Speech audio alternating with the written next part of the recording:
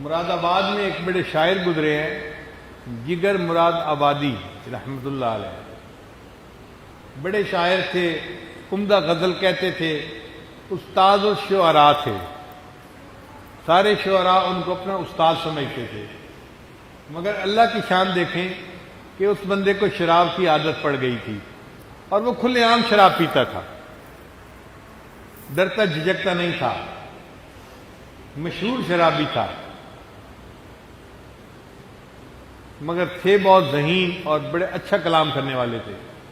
اس زمانے میں ایک وزیر تھے عبدالرب نشتر، وہ بھی شاعر تھے، نشتر ان کا تخلص تھا۔ ایک مرتبہ ان کے دفتر میں جگر مراد آبادی ملنے کے لیے گئے۔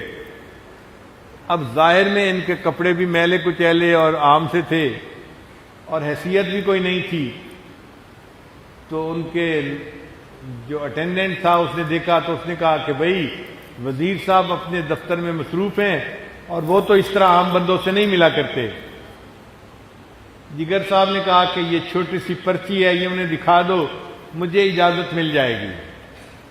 وہ خادم بڑا حیران ہوا، یہ کون بندہ ہے بھائی جو اتنے دعوے سے کہہ رہا ہے؟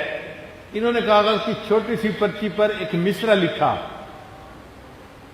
نشتر سے ملنے آیا ہوں میرا جگر تو دیکھ، نشتر سے ملنے آیا ہوں میرا جگر تو دیکھ۔ اب اس میں نشتر صاحب کا نام بھی آ گیا تھا اور جگر صاحب کا بھی نام آ گیا تھا اور مقصد بھی بتا دیا گیا تھا۔ اس نے جا کے جیسے ہی وہ پرچی عبدالرب نشتر کو دی تو وہ تو کھڑے ہو گئے، اچھا جگر صاحب مجھے ملنے آئے ہیں۔ خود باہر آئے اور جگر صاحب کو لے کر اپنے دفتر میں جا کر بٹھایا اور پھر ان سے گفتگو کی۔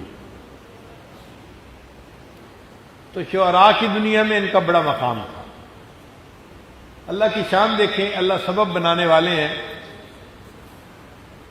کہ اس زمانے میں اجمیر شریف میں ایک نعتیہ مشاعرہ ہوا۔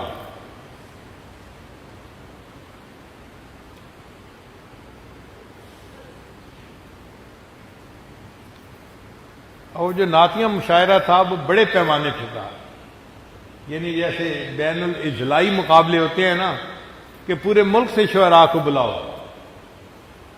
اب جو انتظام کرنے والے تھے وہ اس بات پہ حیران تھے کہ ہم جگر کو نعت پڑھنے کے لیے بلائیں یا نہ بلائیں۔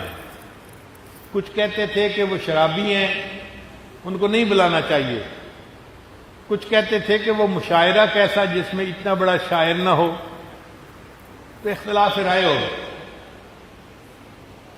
بالآخر منتظمین نے فیصلہ کیا جرأت مندانہ کہ نہیں، ہم ان کو بلائیں گے اور ان کو کہیں گے کہ وہ بھی نعت پڑھیں۔ اب انہوں نے جگر مراد آبادی کو اپنی ریکویسٹ پہنچا دی کہ جی ہم مشاعرے کی دعوت دیتے ہیں، آپ آئیں اور نعت پڑھیں۔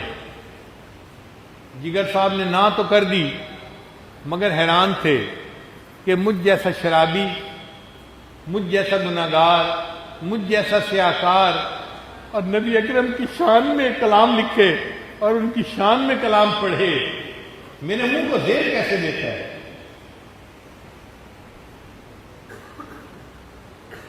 پھر ان کے دوستوں نے ان کو مجبور کیا، مگر ان کو تو نعت لکھنے سے کوئی انس ہی نہیں تھا۔ غزل لکھتے تھے، عورت کے حسن و جمال کو بیان کرنے میں بڑی مہارت تھی۔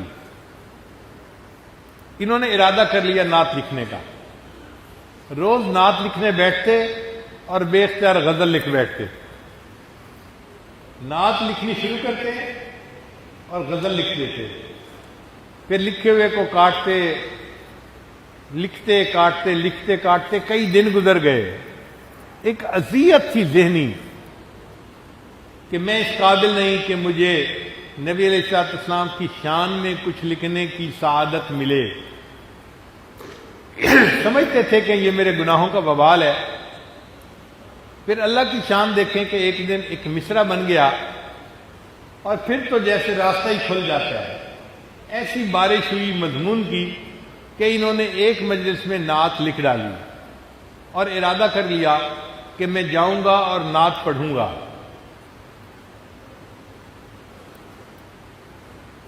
پھر انہوں نے سوچا کہ عوام الناس بکھرے ہوئے ہیں کہ کیسے کوئی ایک شرابی کو نعت پڑھنے کے لیے کہہ سکتا ہے. اگر جگر صاحب نے نعت پڑھی تو ہم ان کی پٹائی کریں گے.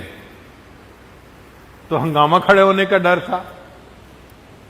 تو منتظمین نے کہا کہ آپ مشاعرے سے چند دن پہلے ہی آ جائیں اجمیر شریف. یہ 3 دن پہلے مشاعرے سے اجمیر شریف پہنچ گئے. لوگوں کو پتہ نہیں تھا، لوگ توقع کرتے تھے کہ جی مشاعرے کے دن آئیں گے. یہ وہاں بیٹھے ہیں اجمیر شریف میں اور حالات کا جائزہ لے رہے ہیں.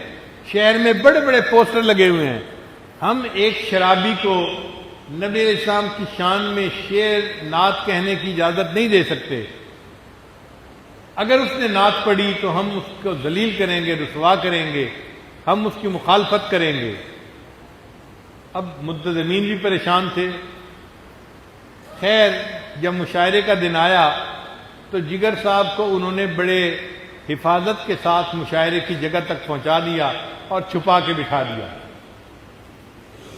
اب شاعر آئے اور انہوں نے آ کے اپنی اپنی نعتیں پڑھنی شروع کر دیں. جب محفل عروج پہ تھی نا، اس وقت جو اسٹیج سیکرٹری تھا اس نے اعلان کیا کہ رئیس المتغزلین جگر مراد آبادی آتے ہیں. اب یہ نام سن کے ایک ہنگامہ، ایک شور برپا ہو گیا. مجمع نے کہنا شروع کر دیا نہیں، ہم ان کی نعت نہیں سنیں گے، یہ شرابی ہے، کبابی ہے، ہرگز اجازت نہیں دے سکتے، یہ گستاخی ہے کہ یہ ہمارے آقا صلی اللہ علیہ وسلم کی شان میں کوئی بات کرے.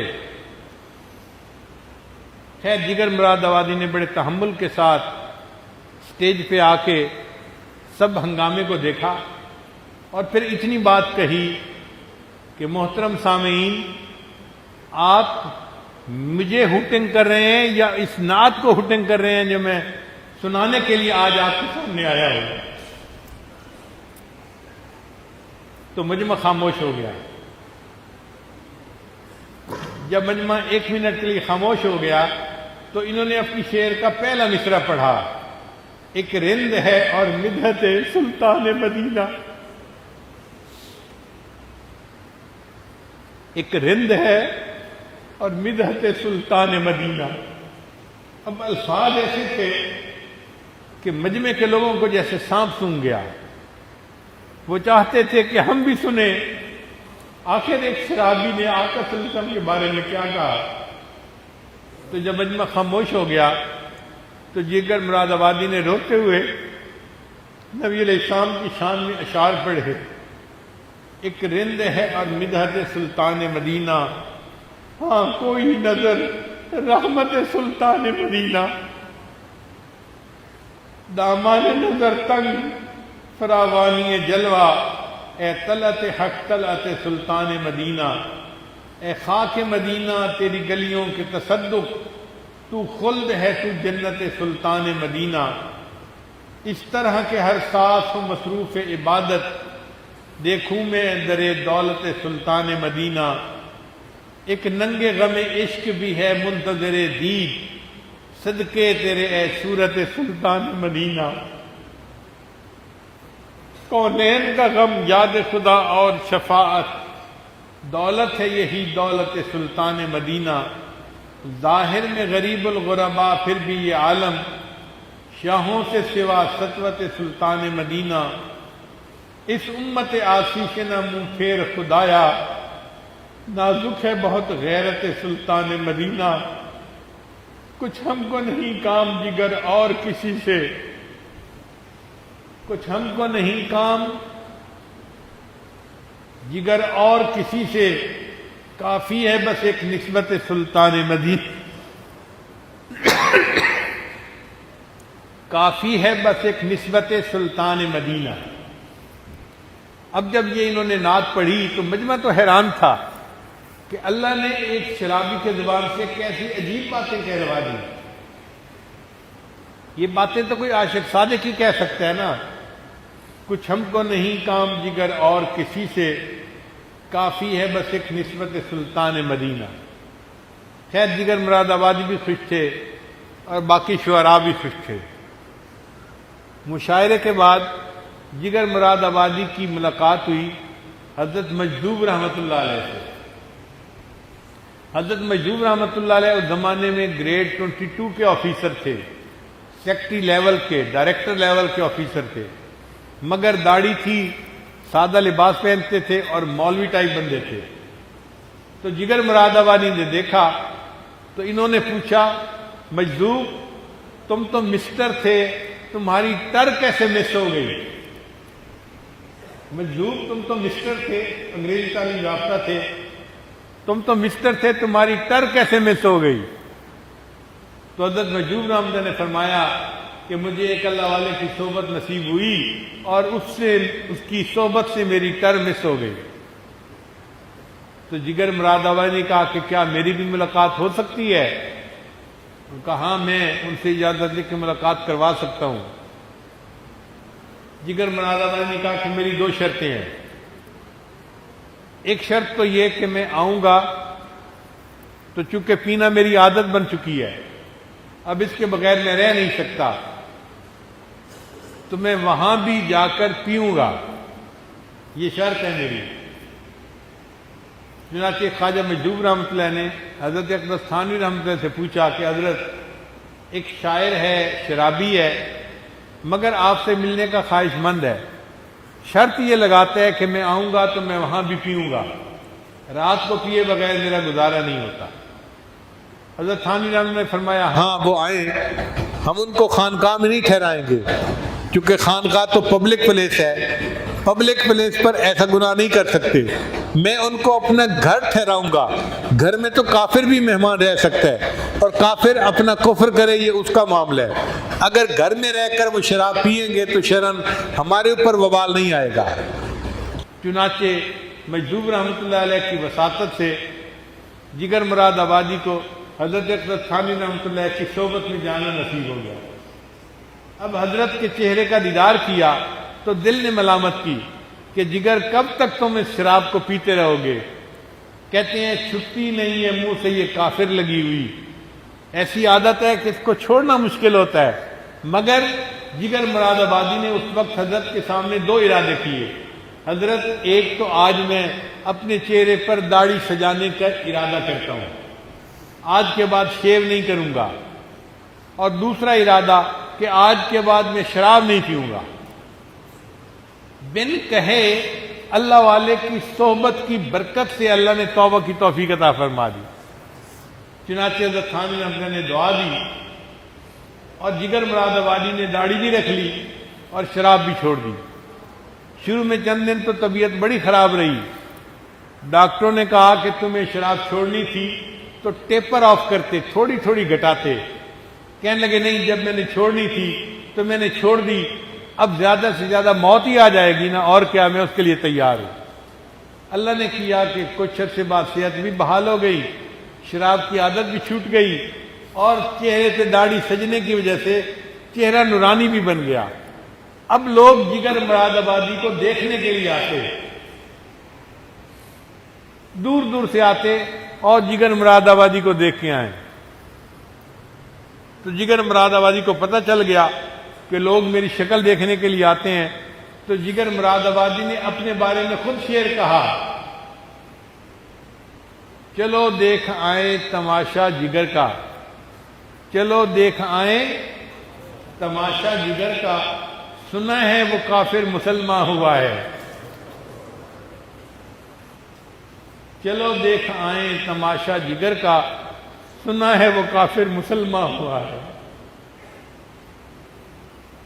پھر تو اللہ نے ایسی قبولیت دی اور انہوں نے اچھا کلام کہنا شروع کیا کہ لوگ حیران ہوتے تھے۔ ایک دن کسی شاعر نے پوچھا کہ جگر آپ تو مقبول ہو گئے، ہر بندے کے دل میں آپ کی محبت ہے، آخر آپ کو یہ محبوبیت کیسے ملی؟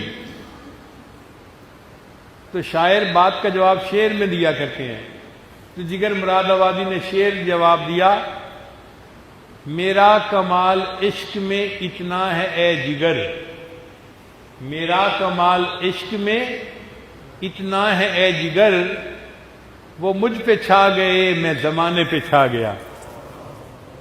میرا کمال عشق میں اتنا ہے اے جگر، وہ مجھ پہ چھا گئے میں زمانے پہ چھا گیا۔ جب اللہ کی محبت دل میں آتی ہے پھر اللہ پورے عالم میں قبولیت عطا فرما دیتے ہیں۔ ویڈیو کے نیچے سبسکرائب کے بٹن پہ کلک کریں، بیل کے آئیکن پہ کلک کیجئے تاکہ ہر نئی ویڈیو کی نوٹیفیکیشن آپ کو مل جائے۔